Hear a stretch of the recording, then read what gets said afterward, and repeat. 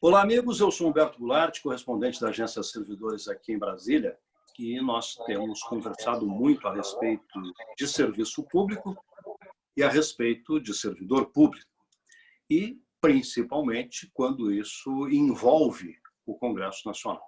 E é por isso que nós temos o prazer de receber hoje para uma conversa o Dr. Júlio Canello, que é advogado, é um cientista político, doutor em Ciências Políticas pelo Instituto de Estudos Sociais, lá da UERJ, da Universidade do Estado do Rio de Janeiro, e é um pesquisador do Observatório do Legislativo Brasileiro.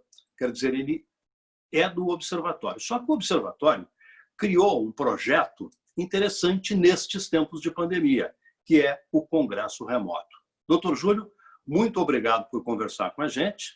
O senhor que também trabalha num escritório de advocacia que cuida de servidores públicos federais, é isso, né? Então, vamos falar para os servidores públicos o que é o Congresso Remoto, neste momento em que o Congresso trabalha remotamente. Boa tarde, muito obrigado por nos atender. Boa tarde, Humberto. Muito obrigado pelo convite, pela oportunidade de estar falando um pouquinho sobre esse projeto, essa iniciativa aí para a Agência Servidores, né? Também a trajetória e experiência, você mencionou um pouco, eu atuo tanto na advocacia especializada de servidores públicos federais, aqui no Rio de Janeiro, e tenho uma trajetória acadêmica na ciência política também, integrando atualmente o Observatório do Legislativo Brasileiro, que é uma iniciativa junto ao Instituto de Estudos Sociais e Políticos da UERJ, aqui no Rio também. E com esse contexto de pandemia da Covid-19, né, ali no mês de março, o Congresso Federal ele acabou tendo que se adaptar a essa nova realidade, né? Houve a declaração de situação de emergência de saúde pública, as medidas de distanciamento, de isolamento e distanciamento social, e, enfim, no primeiro momento, as sessões do Congresso tiveram que ser suspensas, né? E o próprio Poder Legislativo pensou algumas maneiras de contornar essa situação e de continuar fazendo o seu papel, cumprindo suas funções. E, por conta disso, tanto o Senado Federal quanto a Câmara dos Deputados instituíram os sistemas de deliberação remota, né? Um ato da mesa do Senado, se eu não me engano, uma resolução na Câmara, que criaram soluções que tanto tecnológicas, né, para possibilitar a continuidade dos trabalhos, e soluções normativas, em termos do funcionamento de cada uma das casas e do Congresso Nacional enquanto casas reunidas. E permitiram com que os plenários do Senado, da Câmara e do Congresso continuassem a funcionar, né? Tendo esse foco, o Observatório do Legislativo Brasileiro, junto com outros parceiros, né, e aqui eu menciono a Dado Capital e a Pulso Público, nós nos reunimos e, com o apoio da Rede de Advocacy Colaborativo, criamos aí um projeto que é o chamado Congresso Remoto. É um projeto que a gente está se dedicando a olhar exatamente o funcionamento do Congresso Nacional durante esse contexto de pandemia, né? A gente tem desenvolvido algumas ferramentas, produzido algumas análises para saber como é que primeiro, quais são as novas regras de funcionamento do Congresso, o que mudou, o que ainda está suspenso. Num segundo momento, como o plenário das casas legislativas, do Senado e da Câmara tem se comportado nessa nova dinâmica, né? Quais são as diferenças do comportamento legislativo, comportamento parlamentar antes da pandemia e agora durante a pandemia, seja em relação ao apoio que o plenário tem oferecido às matérias do governo, seja em relação a quórums de votação, a quão dividido tem sido essas votações. Também a gente está olhando de uma forma mais agregada, né, mais global, que matérias o Poder Legislativo está discutindo nesse período, né? Que se criou esse sistema pensando numa solução para aqueles assuntos que são de urgência e os assuntos que seriam, em tese, relacionados a esse contexto de pandemia, né? Especialmente aí na saúde, orçamento, essas coisas que são necessárias.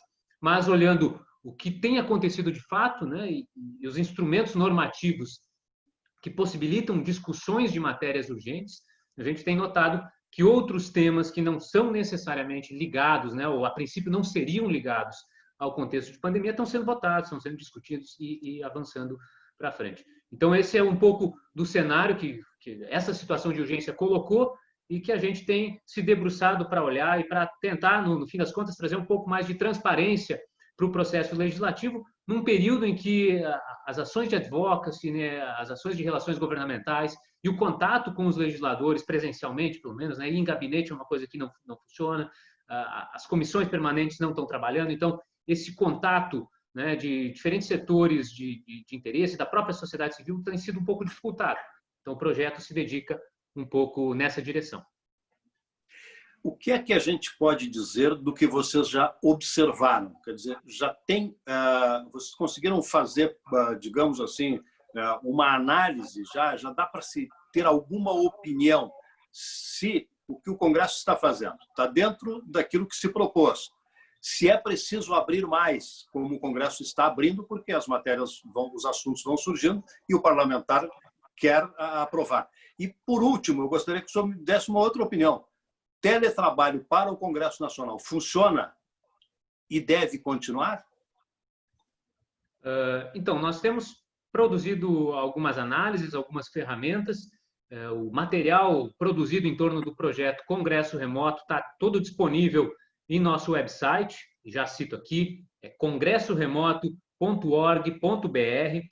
Nós temos lá uma seção no website, que é uma seção de painel, é um painel do Congresso Remoto, onde a gente tem uma série de indicadores sobre a tramitação de diversas matérias, medidas provisórias, projetos de lei, né, tudo que está tramitando no Congresso Nacional, Senado e Câmara atualmente, que está na pauta oficial, que está fora da pauta oficial, segmentando por temas de direitos humanos, outros temas de interesse, né, de atores de advocacy, avaliando para esses projetos qual é a temperatura desses projetos dentro do Congresso, né, de acordo com a movimentação que eles estão tendo, também olhando um pouco qual é a pressão que essas matérias estão recebendo de fora, uma ferramenta lá ligada ao Google Trends que a gente desenvolve, que olha a pressão em torno desses projetos, como os parlamentares estão se comportando nessas matérias, que emendas eles têm apresentado, como têm votado,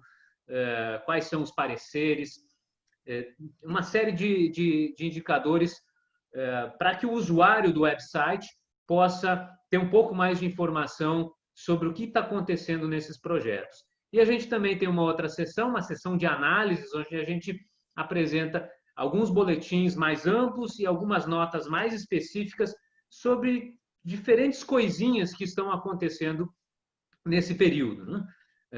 Um desses aspectos que a gente observou com dados aí que vão até o final do primeiro semestre e comparam a situação antes da pandemia, ou seja, ali no ano passado, olham para o governo atual, né?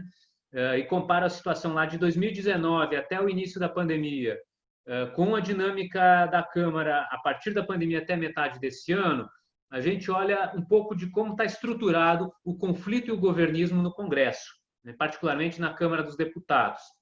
Algumas coisas, alguns indicadores aí que a gente observa a partir dessa análise. Primeiro, um primeiro exemplo é que nós temos agora uma diminuição, quer dizer, é uma diminuição proporcional no número de votações nominais, né? São as votações nominais lá na Câmara. São aquelas oportunidades em que os parlamentares, os deputados, são chamados nominalmente a votar sim ou não, a fazer o seu registro lá no sistema de deliberação. É diferente da votação simbólica, onde o presidente da casa coloca em votação uma matéria e anuncia o resultado, se tem favoráveis permanecem como estão, contrários se manifestam. Nós temos essa votação simbólica e temos a votação nominal. Quando a gente compara isso antes e durante a pandemia, a gente vê uma pequena diminuição no percentual de decisões da Câmara que foram a votação nominal. Mas ao mesmo tempo, aquelas que foram a votação nominal, a gente tem um maior grau de conflito, grau de divergência, né, de sims contra nãos durante a pandemia, se comparado ao período anterior da pandemia. Então, a gente tem um pouco mais de conflito dentro do plenário da Câmara dos Deputados. E um outro indicador aí importante é o governismo, a taxa de apoio que o governo recebeu nas votações, né? A proporção de deputados e deputadas que votaram no mesmo sentido da orientação do líder do governo. Aqui também a gente vê uma diminuição no período mais recente, né? A gente tem uma diminuição média nessa taxa e também tem um maior número de vezes, uma maior proporção de vezes em que o apoio recebido pelo governo foi menor, ficou abaixo de 50%. Né? Então, o governo tem um pouco mais, está tendo um pouco mais de dificuldade nas votações da sua agenda no período da pandemia. Esse é um indicador. Ao mesmo tempo, a gente também tem um outro indicador interessante, que é o quórum, a presença dos parlamentares durante a votação remota, né? Nesse novo sistema. Né? A gente tem uma maior presença média durante o sistema de deliberação remota, em comparação ao sistema anterior, desde 2019, né? Olhando para a legislatura atual, e também um maior quórum médio de votações. Então, os deputados e os senadores também, eles têm votado mais agora do que antes. Claro, a gente pode especular sobre o que explica isso, né? O que está indicando isso. E no sistema antigo, presencial, os parlamentares eles têm que estar, pelo menos, nas dependências do Congresso Nacional para registrar a sua presença e tem que estar na dependência do plenário para fazer o registro da votação nominal. Aqui no sistema de deliberação remota, né, você tem, para o lado dos parlamentares, você tem menos oportunidades de estar fazendo uma outra agenda, que não aquela de estar virtualmente na frente do seu computador, na sua casa, no seu escritório, participando da sessão. Né? No período presencial, o deputado pode estar viajando, pode estar fazendo uma agenda externa, né? Está nas suas bases eleitorais, então tem uma diferença de contexto que se coloca quanto a isso. Um outro aspecto que é bastante interessante é quanto à agenda legislativa que está sendo discutida, que está sendo votada durante esse período da pandemia da Covid-19. Né? Nós temos aqui a maior parte dos projetos que estão sendo votados, né? Que não são os projetos do Executivo, mas são projetos, entre os projetos do Legislativo, nós temos um maior número de projetos que são de autoria coletiva, né? Ou seja, que são apresentados por parlamentares de pelo menos 2 partidos, de mais de um partido. Na sequência, nós temos para a Câmara dos Deputados o PT, que aparece como o segundo partido que mais apresentou projetos durante esse período, e no Senado nós temos o MDB em primeiro lugar. E em termos de agenda, né, de temas, a saúde, realmente, como era de se esperar, a saúde é o tema que aparece em primeiro lugar durante esse período de pandemia. Saúde. Depois nós temos como segundo tema direitos humanos e trabalho e renda, né, que são temas que também têm se destacado durante esse período. Doutor Júlio, uma outra curiosidade que eu fico é o seguinte: vocês já conseguiram criar uma teoria, vamos dizer assim, de como será o Congresso pós-pandemia? Será que ele vai se manter? É claro que a proximidade do parlamentar, nós temos conversado com muita gente, eles reclamam muito disso. Falta o contato. Não é? Mas é possível que a gente tenha aí alguns meses de isolamento social. Esse foi um bom caminho a ser tomado? Quer dizer, ainda bem que havia tecnologia, senão o Congresso teria parado? Olha, nós temos aspectos, a gente pode pensar em aspectos positivos e outros não tão positivos ou negativos com essa experiência do Congresso Nacional. O primeiro aspecto positivo, eu diria que é a agilidade que a Câmara e o Senado tiveram em apresentar soluções tecnológicas e normativas para esse problema. O Brasil ele tem sido um case de exemplo internacional de ferramentas que têm permitido com que o Poder Legislativo continue trabalhando. E aí é uma leitura particular minha, mas compartilhada também por alguns colegas, que isso é muito importante para o próprio funcionamento da democracia, é muito importante num contexto político que a gente tem vivido, né, de não deixar as coisas todas nas mãos do Poder Executivo. Né? O Poder Legislativo aí tem um papel muito importante a fazer, um papel de checagem do Executivo, principalmente, e também de avançar as agendas do Executivo também não avançam sem o apoio do Legislativo, né? Tudo depende de mudança no status quo legislativo. Então, foi uma solução muito importante. Por outro lado, também ela tem limitações. As comissões permanentes não estão funcionando até o momento, audiências públicas também estão praticamente paralisadas, né? Com exceção das comissões mistas. Né? No primeiro momento, a Comissão mista da Covid, a comissão externa, agora nós também temos a comissão mista de reforma tributária, mas com exceção dessas comissões, né, nós estamos muito tempo sem o trabalho, que é um trabalho informativo muito importante das comissões permanentes, né, de aprofundar a discussão em torno daquelas de matérias-chave, em torno de temas importantes, em torno de projetos essenciais, de possibilitar maior debate nisso, maior contato entre atores da sociedade civil, entre organizações e parlamentares, né? Isso ficou, de certa forma, em suspenso. Até por isso que a nossa proposta de oferecer essas ferramentas pelo Congresso Remoto e essas análises é de trazer transparência também nesse sentido, que é um aspecto que muitas organizações e atores sentiram muito essa dificuldade, né? Bom, agora você não pode mais bater no gabinete do parlamentar para conversar, para levar uma sugestão, né? Para levar uma opinião sobre um projeto, né? Uma sugestão de parecer. Então, isso acaba sendo importante. Mas há esse aspecto, de novo, né? Um aspecto muito positivo do Congresso Nacional ter sido exemplo internacional, do Congresso Brasileiro ser um exemplo internacional, oferecer uma solução que permita com que o legislativo continue cumprindo seu papel num contexto político difícil, né? Mas, ao mesmo tempo, com essas restrições, né? E um outro aspecto também importante é que a forma como essas restrições estão sendo implementadas, né?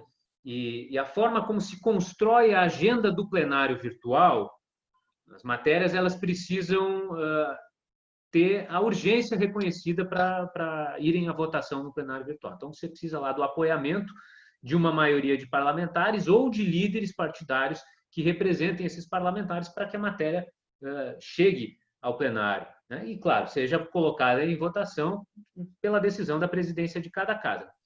Isso acaba fortalecendo o poder das lideranças partidárias e dos blocos partidários nesse momento. Um poder que era um pouco mais disperso em torno das comissões, né? E as comissões nos últimos anos vinham cumprindo um papel bastante importante, né? Tanto não só para tornar os projetos melhores, aprofundar a discussão, mas também em termos de decisão. Muitos projetos nos últimos anos foram aprovados e mudaram legislação com decisões terminativas de comissões permanentes, né? Isso está parado, então você precisa de uma maioria de parlamentares ou líderes para reconhecer a urgência num projeto e do apoio, pelo menos, né, do acordo de líderes e da presidência para colocar em votação. Isso acaba centralizando, de certa forma, o processo legislativo nesse período de pandemia. Então, também é um aspecto controverso. Doutor Júlio, o senhor me chamou a atenção para uma coisa. Como eu sou repórter e vivo praticamente a minha vida dentro do Congresso Nacional, desde a Constituinte, que eu vim morar em Brasília, a gente percebe algumas coisas e que talvez elas venham a ser o futuro em função desta pandemia. A votação remota pode ser utilizada pelo plenário como um complemento, mas não acho que ela venha a ser uma solução. As próprias comissões, e foi quando o senhor falou de comissões que eu comecei a perceber isso, também existem as audiências públicas no Congresso Nacional. E as audiências públicas são transmitidas pela televisão. É claro que as pessoas veem, mas não há como medir a audiência. Me parece que algumas audiências que eventualmente aconteceram, me parece, principalmente da CPI das fake news, mostraram que o número de pessoas que, utilizando essas ferramentas, nós estamos utilizando, por exemplo, um aplicativo para conversar, foi muito maior do que normalmente. Uma sala cabe em 40, 50, 100 pessoas, às vezes muito espremidas. E as pessoas querem participar desde que possam participar, não fiquem só vendo televisão. Isso vocês já observaram também e talvez seja uma tendência? Há uma demanda, sim, no sentido de maior transparência e participação, né? Eu acho que tanto o Senado quanto a Câmara, eles têm, não é só de agora, já vem de algum tempo fazendo uma série de esforços e iniciativas nesse sentido, né? A equipe técnica, a assessoria técnica e consultoria das duas casas é muito competente nesse sentido, né? Tanto que mostrou soluções agora, e já tem desenvolvido algumas ferramentas, né? A gente tem o exemplo do e-Cidadania, que é uma ferramenta da Câmara que permite essa interlocução do cidadão com da Câmara do Senado, enfim, que permite essa interlocução com o legislativo, né, as próprias enquetes em torno de projetos, a transmissão, como você menciona, e, claro, houve uma mudança de contexto todo em torno da pandemia, né, das pessoas estarem, pelo menos num primeiro momento, mais em suas casas, com os olhos atentos para outras coisas, se tornou essa era de lives, né, a todo instante, e o legislativo também não ficou atrás disso, né? Então, é uma oportunidade que se abriu. Algumas coisas, com o novo normal, ou a regularização das atividades anteriores, vão voltar como eram, mas outras possivelmente não voltem ou tenham que mudar. A transparência de dados legislativos, de informações, é uma coisa que não tem mais como retroceder. E os canais de participação, existe uma demanda muito forte nisso, tanto de organizações da sociedade civil, acho que isso é bastante presente, é um contato que a gente tem, mas existem outros canais que não estão sob controle do legislativo, das suas assessorias, das mesas, que são utilizados, né? São outras mídias sociais, que têm suas dinâmicas próprias também, e têm seus problemas, suas potencialidades, e cada vez mais presentes nesse processo. Eu fiquei sem áudio agora, Humberto. Desculpe, doutor, eu esqueci de ligar o meu microfone. Mas para a gente encerrar essa entrevista, senão nós teríamos a tarde inteira de conversa aqui, porque assunto nós temos. Mas eu queria que o senhor pudesse fazer uma projeção a partir desta observação de vocês, a partir dos dados compilados. Eu queria que o senhor pudesse fazer uma projeção e nos dizer o que se pode esperar do Congresso Nacional e do uso dessas tecnologias modernas para melhorar o processo legislativo e o processo de cidadania, é óbvio. Certo. Bom, um pouco muito mais no campo da especulação, ou até mesmo de wishful thinking, né, digamos assim, que você tem os avanços tecnológicos, né, uma questão de contexto, mas também tem um processo político, né? Você tem os interesses partidários, interesses de setores, de organizações. Então, essas coisas elas se atravessam, né? Mas eu diria que o que a gente pode esperar é que há uma tendência, um caminho de maior transparência, em primeiro lugar. Transparência das informações de uma maneira mais geral, transparência de dados legislativos também. Isso é um segmento que Câmara e Senado têm evoluído com ferramentas de dados que são lidos por máquina, né, que permitem o nosso trabalho do Congresso Remoto, por exemplo. Então, aí é um caminho sem volta, né? A transparência de dados é um caminho sem volta. A participação cidadã depende também das dinâmicas do lado da própria cidadania, né? do lado dos eleitores, das organizações e dos setores organizados.